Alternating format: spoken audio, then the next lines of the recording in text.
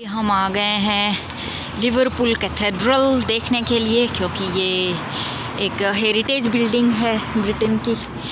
और ये जो है ब्रिटेन का सबसे बड़ा चर्च है और सबसे बड़ा रिलीजियस प्लेस भी है। कोई भी धार्मिक स्थल ब्रिटेन में इससे बड़ा नहीं है। तो ये इस चर्च का गेट है। ये इसके आसपास की लोकेलिटी आप देख सकते हैं।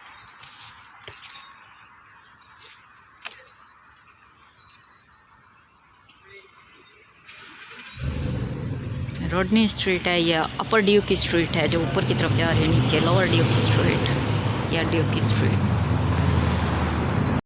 पहले इसको cathedral church of Christ in Liverpool कहा जाता था और सेकंड लार्जेस्ट एंग्लिकन चर्च है यूरोप का। ये 1904 से शुरुआत हुई थी इसके कंस्ट्रक्शन की, जो 1978 तक पूरी हुई जाके। और सर गाइल्स गिलबर्ट स्कॉट ने एक आर्किटेक्चरल कंपटीशन जीता था इसकी डिज़ाइन के लिए, और तब वो 22 साल के थे और ये उनका पहला डिज़ाइन था। तो सोचो कितना महान वो आर्किटेक्ट रहा होगा। थोड़ी बहुत मेन स्ट्रक्चर से तब्दीली आ गई इतने सालों के कंस्ट्रक्शन के दौरान, लेकिन गोथिक रिवाइवल आर्किटेक्चर ही मेन इसका बेसिस रहा है और अभी भी वही देखने को मिलता है। तो बहुत ज़्यादा तब्दीली नहीं आई है, थोड़ी बहुत मेन स्ट्रक्चर से तब्दीली आ गई थी। Highest heaviest peal of bells जो है ये इस चर्च में है, यूके का।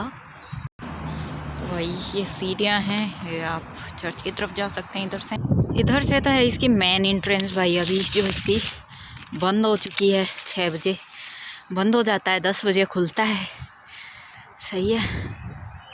तो हम आए हैं पार्किंग की तरफ से, जिसे ओरिजिनली क्वींस वॉक कहा जाता था। ये देखें क्या मस्त बिल्डिंग है नहीं। और ये जो है ये क्वींस वॉक दूसरी तरफ भी जाती है यहाँ से, तो ये तो हमेशा ही खुली रहती है। ये भाई दूसरी तरफ से इनकी यहाँ रेजिडेंट कॉलोनी है नीचे।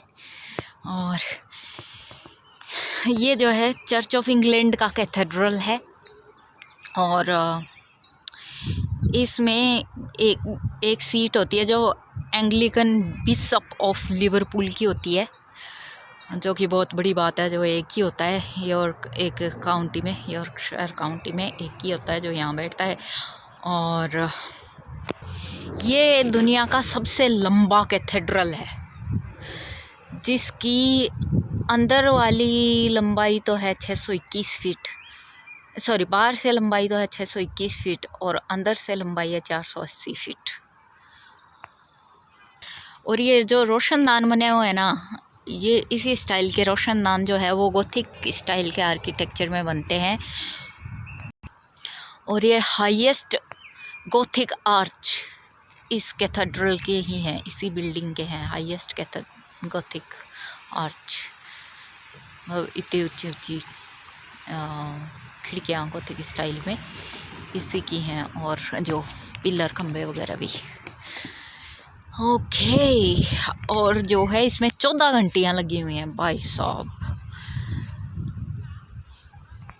वर्ल्ड का टॉलेस्ट नॉन स्क्विरियल चर्च है ये। ऊंचाई इसकी 331 फीट है। मेरे को कुछ लोग जा रहे हैं, लेकिन वो पर्सनल कैपेसिटी में जाते हैं भाई। अभी वैसे ऑफिशियली चर्च बंद हो चुका है। बताओ 331 फीट। जाते जाओ बताओ